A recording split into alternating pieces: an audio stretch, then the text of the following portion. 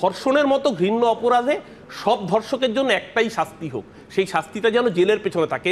কোনো ধর্ষক যেন এই ভিকটিম কার্ডটা প্লে করতে না পারে যে আমি একজন সাধু তাই আমাকে এই বিরুদ্ধে অভিযোগ আনা হচ্ছে। এই মানে সাধু ধর্ষণ করলে সেটা বিশুদ্ধ সিদ্ধান্ত পঞ্জিকা মতো ধর্ষণ, আর বাকিরা ধর্ষণ করলে সেটা কুৎসিততম ধর্ষণ না। ধর্ষণটা সবসময় কুৎসিত, ঘৃণাযোগ্য, ধিক্কারযোগ্য। ওই পার্টিকুলার কোট আনকোট সাধু বলে যাকে দাগিয়ে দেওয়া হচ্ছে, এবং তিনি কার্যত পুলিশের সমন পালিয়ে বেড়াচ্ছেন, বিভিন্ন কোর্টে যাচ্ছেন, আজ শরীর খারাপ, কাল আসছি, পরশু আসছি, যেগুলো অনেক সময় অনেক নেতাদের বিরুদ্ধে বলা হয়েছে।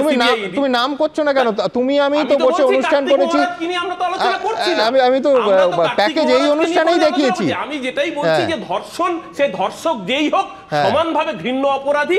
ধর্ষণের অভিযোগ যদি উঠে থাকে, প্রাথমিকভাবে সেই অভিযোগকে মান্যতা দিয়ে তার বিরুদ্ধে কেস যেরকম করা উচিত, তেমনি আইএস এর রোল যারা আমরা প্লে করছি বিভিন্ন জায়গায় দাঁড়িয়ে, তারাও কেন সেই ধর্ষণগুলোকে নিয়ে আলোচনা করছি। এবং এখানে একটা জিনিস নিশ্চিত করা যেতে পারে, এনশিওর করা যেতে পারে, এ রাজ্যের বুকে ধর্ষককে কোনোদিনও বীরের মালা দিয়ে বরণ করা হবে না, এ রাজ্যে কোনো ধর্ষককে স্পেয়ার করা হবে না।